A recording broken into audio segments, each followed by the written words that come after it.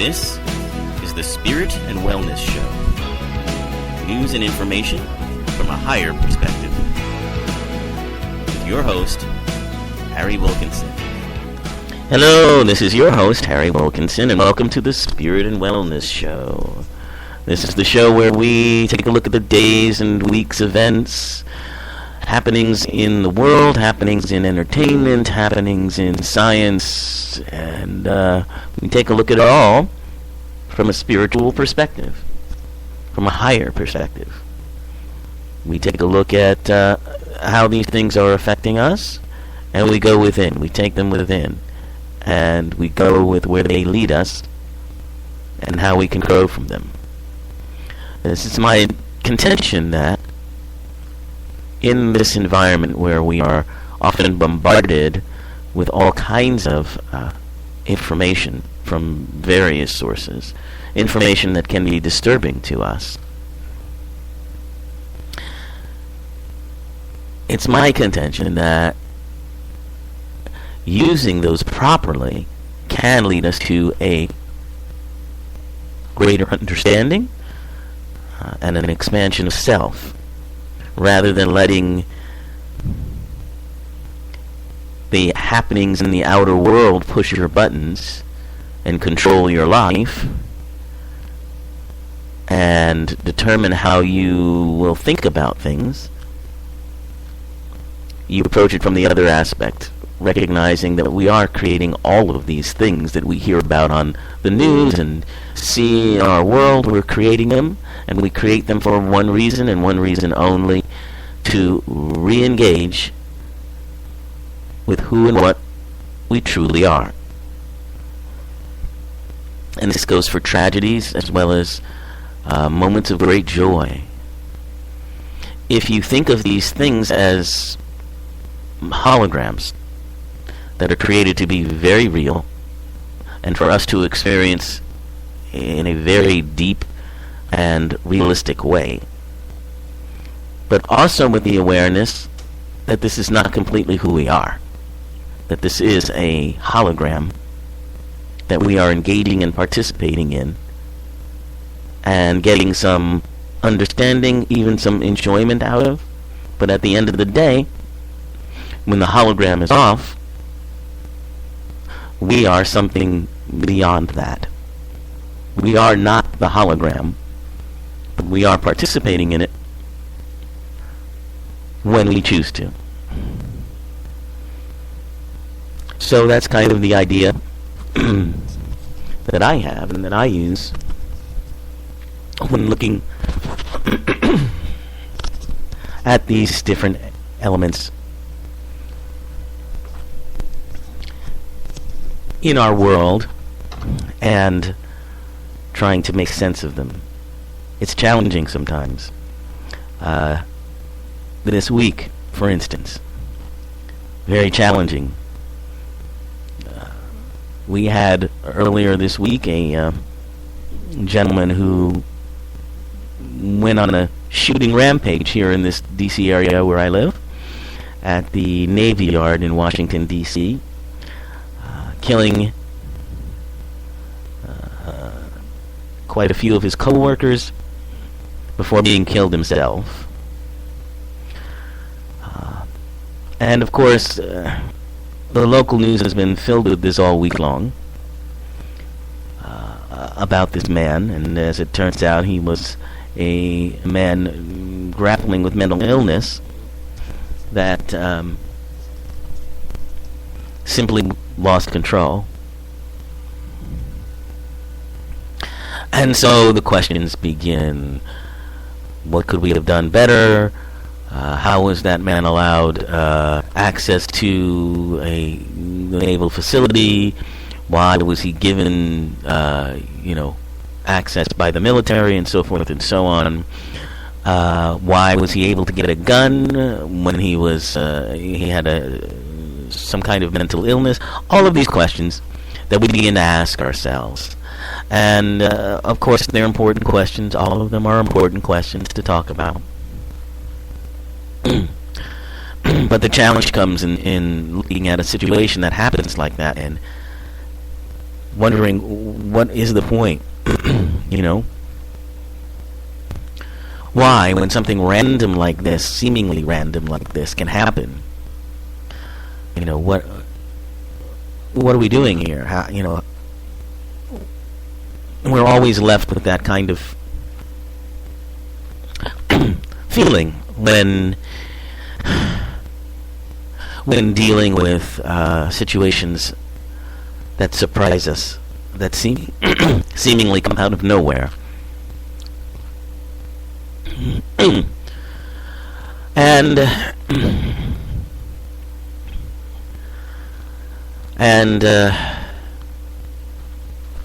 it can be challenging to look at things in that perspective, to look at this as yet another event that we have created to help us understand who and what we are, to maybe make new choices in our lives, and create a new understanding. And it all has to do with an understanding of the physical body, and that we are not our bodies. When we have a full understanding of that our bodies are a form that we take and use, and that are easily discarded. However, we are not. We still exist. And I guess that is the bottom line of the belief, is that if you do believe that, if you can believe that, then, at least for me, you can understand some of these tragedies a little bit better.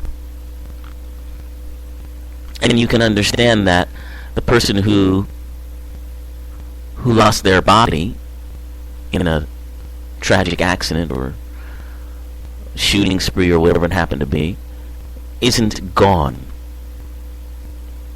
Their physical body is gone, but they still exist. And for most of us, I think that is a tough reach.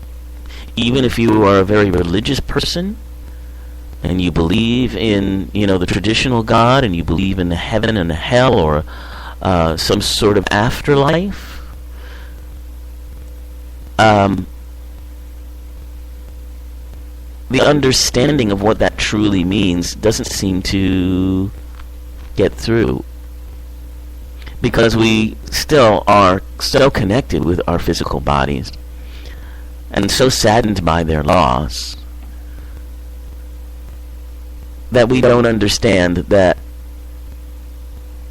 in a real way. We may have an intellectual understanding or a belief understanding that someone's spirit or essence continues, but we don't get it at an emotional level. We don't get it at an understanding level, because if we did, as saddened as we might be by the loss of a physical body, we would also understand that there is no such thing as losing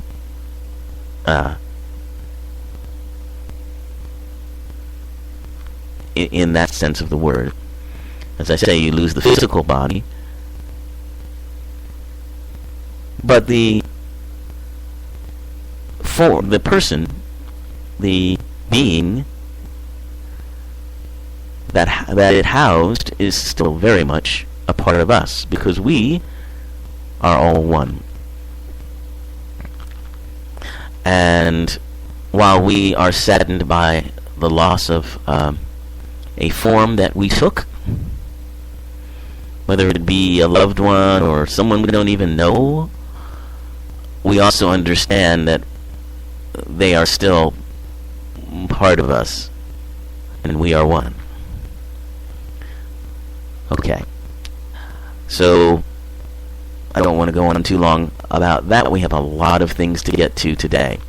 And I apologize for last week.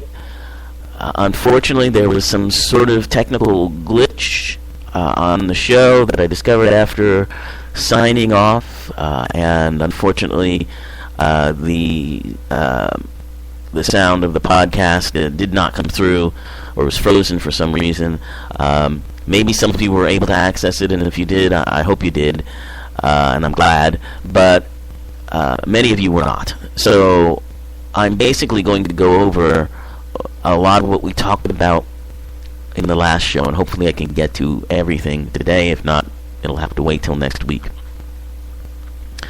But we're going to talk about the guided imagery principles that I've been doing for the past couple of weeks on this show, and hopefully maybe we'll get to an actual guided imagery script that I can read to you.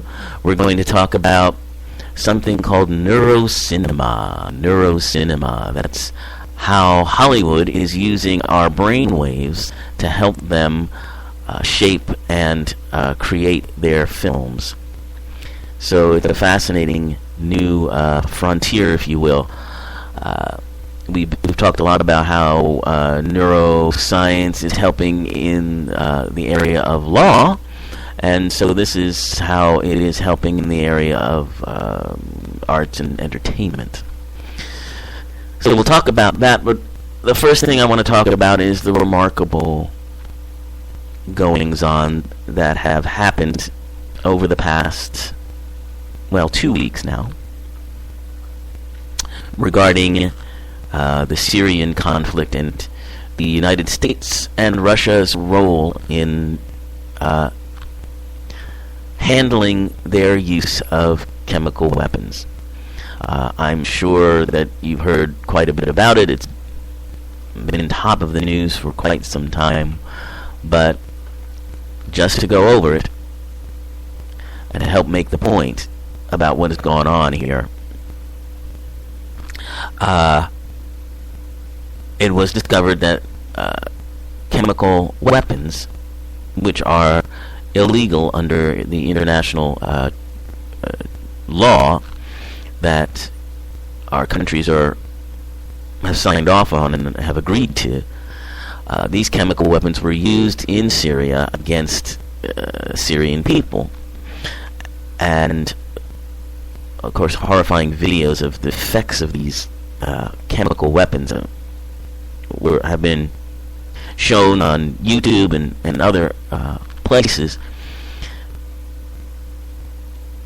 And it became a touchstone. It became a very important issue that the President Obama, felt that he needed to address in a very serious way.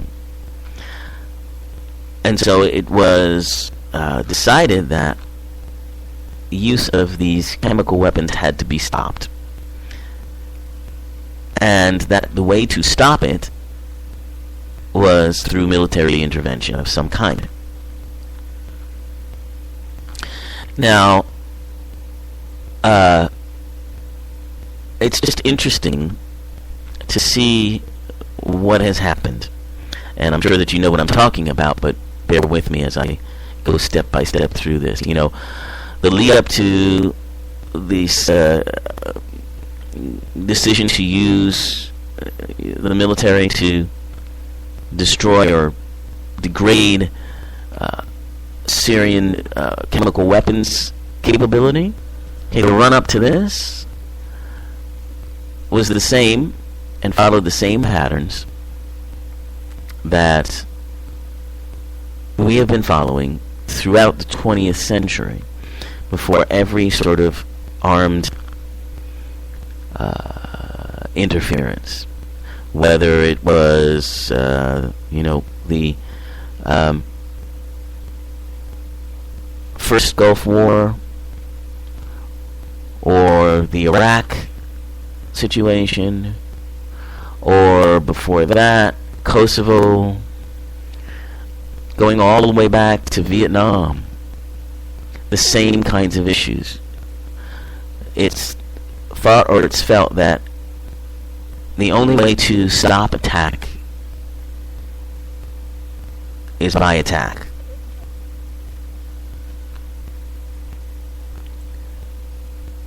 that attack somehow is justified and will stop further attack. And it's been that belief that has driven all of the military interventions that I just mentioned. And we were well on our way on that same track, that same belief system, in this Syrian idea. I mean, the thought was, and by the way, just to say that we know that President Obama is not a war-mongering sort of president. The last thing he wants, actually, is armed conflict. He got elected on a promise to get us out of wars, and the last thing he wants politically or even personally is to be known as a president who got us into further wars. And I think that also is a reflection of our own consciousness at this point about war and interventions and so forth and so on. But let me continue. So we were well on that path once again, and just by apparent happenstance, our Secretary of State, John Kerry, at a press conference, just kind of threw out, a possible scenario.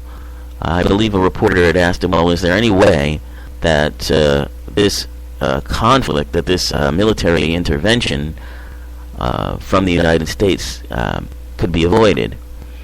And Kerry sort of shrugged his shoulders and threw out what he thought was a pie in the sky, impossible scenario, which was that, well, if the Syrians gathered all their chemical weapons and turned them over to the international community, so that the international community could control and destroy them, then that might stop the conflict, but that will never happen. And it was said like that, off the cuff, and then within a day,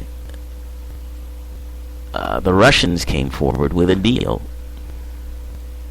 that the Syrians agreed to,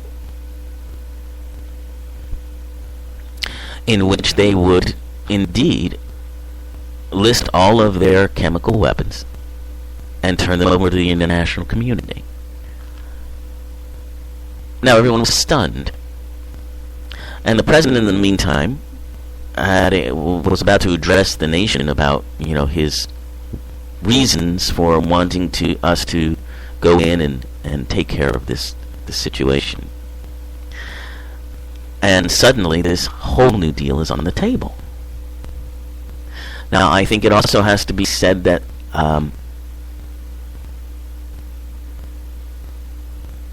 the president's willingness to accept such an agreement,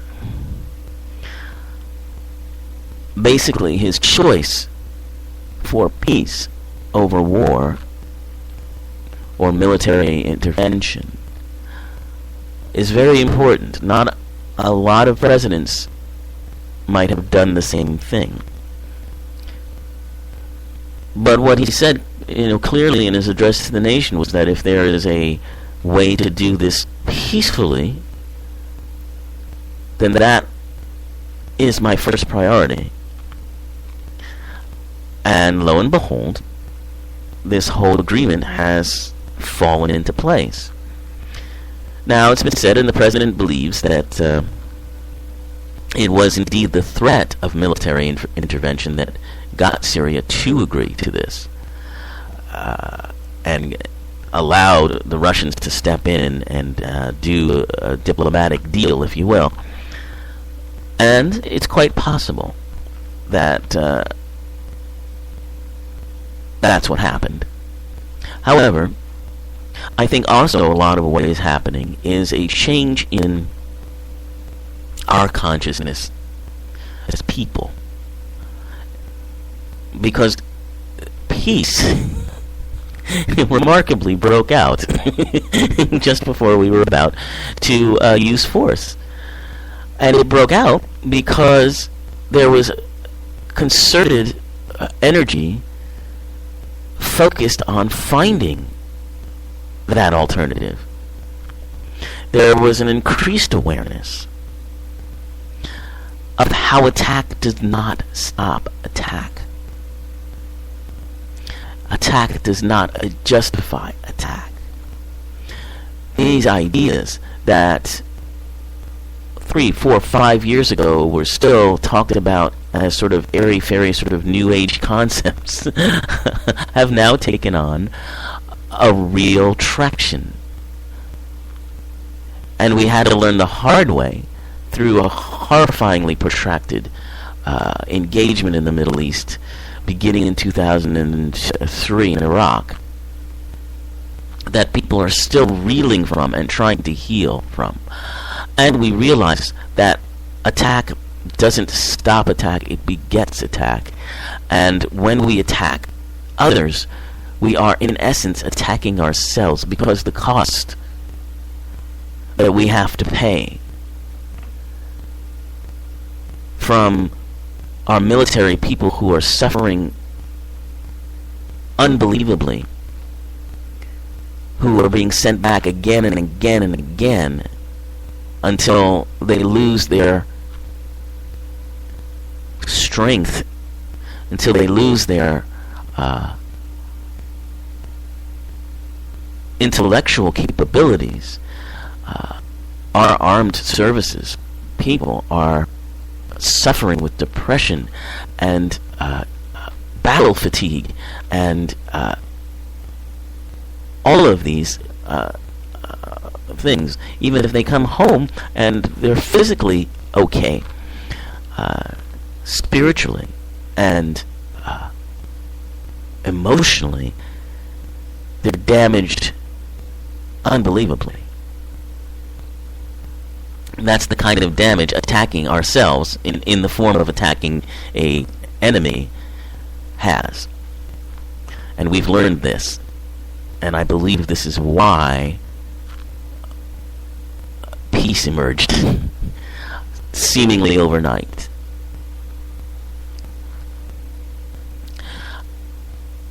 It's really an amazing thing we were witness to at this point in time. As I said, this track is the same track that we've always followed all throughout the 20th century when we wanted to go in and change something in a country that we didn't like, or they did something that was against the international community. And this is the only time that it has veered away, that it has changed into peace rather than attack. And a lot of it has to do with the willingness of the parties involved, Syria and Russia and all of that kind of thing. But their awareness is raised too. Their understanding of what was about to occur and how it had to be avoided also led to this. So it's an amazing set of circumstances that has occurred, and this agreement seems to be rolling right along. Basically, the Syrians had a week to hand over the detailed list of everything that it has as far as chemical weapons is concerned, and they have done that, from what I understand. And so they will go forward by November. They want to have weapons inspectors there to begin this process, which by the middle of next year they hope will be completed. So it has happened quickly. It has happened with good faith by all the parties, and it's truly an amazing thing to see. There's lots of flack about it. There's lots of people saying, now we look weak, and so forth and so on. I'm not even going to go into that. But what I'll say is that, this is a moment in time that we can be, I think, proud of. And we can begin to think about what that means about our sense of our connection to the world and our spiritual nature. That it will bubble up even when we're talking about attack. I tend to go with A Course in Miracles when it comes to these sorts of things. In that, basically, the Course in Miracles says that attacking another is the same as attacking yourself, and someone who is attacking isn't attacking you; they're attacking themselves. Even though it may appear that they are attacking you, and you may fear that you're going to get hurt. Really, that's the illusion, and the reality of it is, attacking of the self. So the attack should be stopped. The attack needs to be stopped. However, you don't stop the attack by attacking in return. You stop the attack by dispelling the illusion and showing the truth of our connectedness. And I believe that that's what happened here in, a very real way, in a very concrete way. All right, we're running really out of time here, so I've got to get on to what I wanted to talk about with neurocinema. Neurocinema. What is neurocinema? Well, neurocinema is a approach that uses information from biofeedback, that's EEGs, MRIs, and so forth, that tracks skin responses, eye tracking, biometric, and other data, and use it to create, most of what is being used for these days is to create trailers for movies that will be honed to push the right buttons, if you will, neurologically. But it's also being used to help movie makers sort of refine elements of scripts and characters and plots. And the term neurocinematics is something that a Princeton psychology professor named Yuri Hassan coined. And he concludes that certain kinds of films, like horror and action and sci-fi, produce high activation scores in the brain region that's known as the amygdala. The amygdala is the region of the brain that controls fear, anger, lust, disgust, the deepest, darkest emotions that we have. Some people call it the reptilian brain. That level of just basic sort of dark and base level emotion. And so through neurocinematics, horror filmmakers can potentially control audiences' brains by precisely editing the films to create that excitement in the amygdalic region of the brain. Now, so film production companies are experimenting with how this might work. And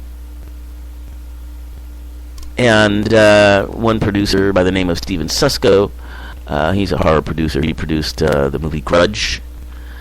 He says that, this use of neurocinematics, if you will, is a natural evolution of major studios trying to maximize profit while making the early creative development, script, and storytelling process more scientific, as opposed to just based on experience and instinct. So there's some blowback about this. A lot of people aren't comfortable with, using brain wave technology to sort of read an audience's brain or control their brains. but it is something that's more and more being used. It's certainly something that advertisers have been looking at for a while in ways to engage potential buyers, potential customers in their products. So one, big movie that made a great use of this was James Cameron's Avatar.